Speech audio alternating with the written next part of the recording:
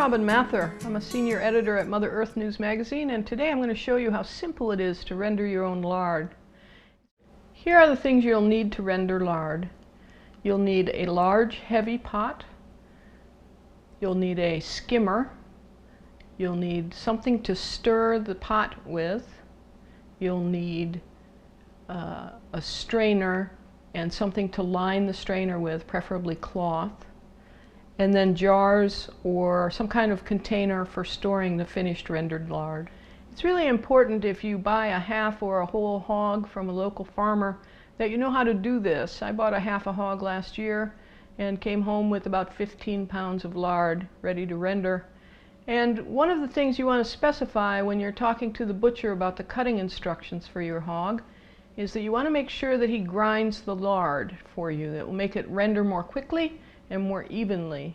Now you'll see here that this lard doesn't look like it's been ground, but what I got from the butcher was a 15-pound vacuum sealed package, and what I did was cut it into more usable sized portions and then put those inside a zippy. And grass-fed lard is so soft at room temperature that it basically starts to melt at room temperature. It's one of the reasons why it makes such wonderfully tender biscuits and pie crusts. So even though this doesn't look like it's been ground, it has been. And what we're going to do is tip this out of this zippy and put it into this big pot where I have another similar sized thing. You can see it's kind of squishy, play-doughy kind of texture. Try to get all of it in.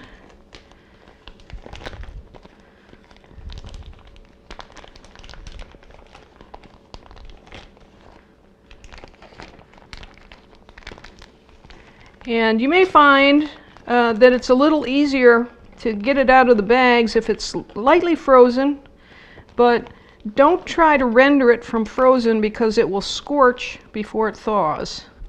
So it's really important that it should be pretty close to thawed, but it's a little easier to handle when it's got some chill on it.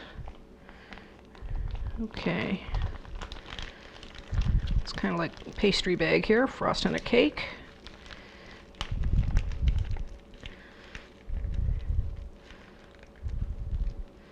Okay, so I'm going to take this over to the stove and we'll show you what it looks like as the lard starts to render. Come on with me.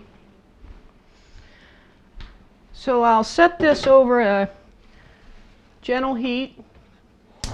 Want to bring it to maybe a medium high just until we get started melting. And I want to add just a wee bit of water, perhaps a quarter of a cup, just to help that lard get started. You really don't want to walk away and leave this. It may take 15 or 20 minutes, but you want to make sure that it's melting gently and it's not scorching. So typically I'm going to stand pretty close by. You don't have to peer into the pot the whole time, but you want to stay aware of what you're doing and maybe not wander off and take a bath or something while this is happening. So it's already starting to melt.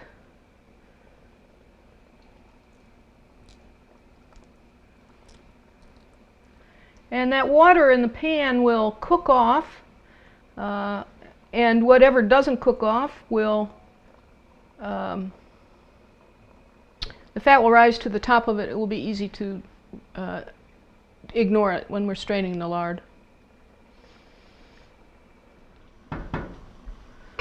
Lard has a bad reputation, but as you can see it's pretty soft at room temperature, and that's a sign that it's not very high in saturated fat like butter or perhaps stick margarine.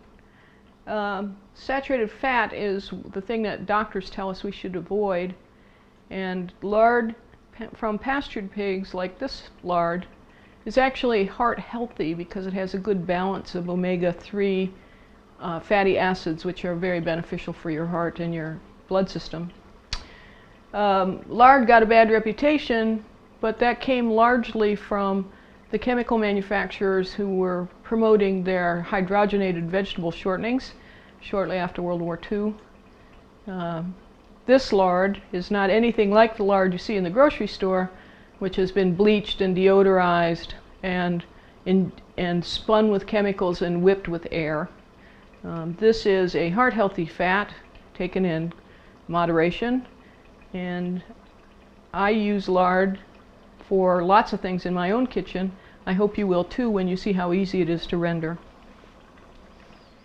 You'll notice that I'm stirring this a good fair amount, and that is because you can also see that there's some meaty bits in here, and they'll stick to the bottom of the pan if you don't stir it. Just like ground beef goes gray before it goes brown in the pan, that's what's happening here. So what we're gonna end up with is a fair amount of cracklings from this pork, and you can either sprinkle those with salt and eat them as a snack, although they're pretty fattening, or you can add them to cornbread and other baked goods like that. Very delicious. Okay, it's been about 30 minutes since we started to render this lard, and the first thing we're going to do is strain off the cracklings. They are the little meaty bits that come with the lard, and they tend to collect at the bottom. These are the little pieces that I told you are very good, lightly salted as a sort of snack, but they're especially good stirred into things like cornbread.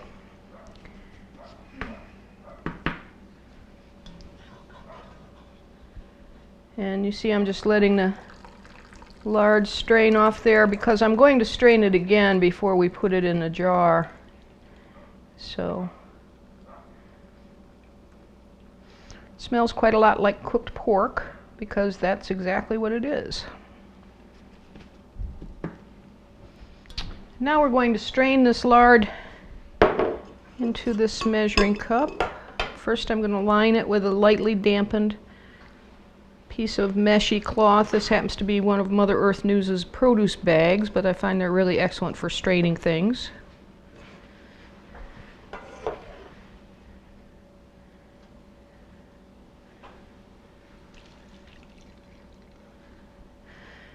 Your instinct might be to use a paper towel or a coffee filter for this, but they will clog almost instantly. So you really need to use a towel or some kind of cloth thing to strain through.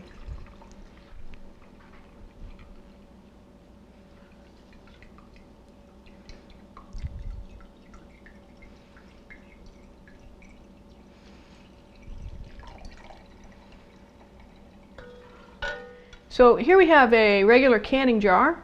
This happens to be a pint size, and it's a good size for this because once these have the hot lard poured into them,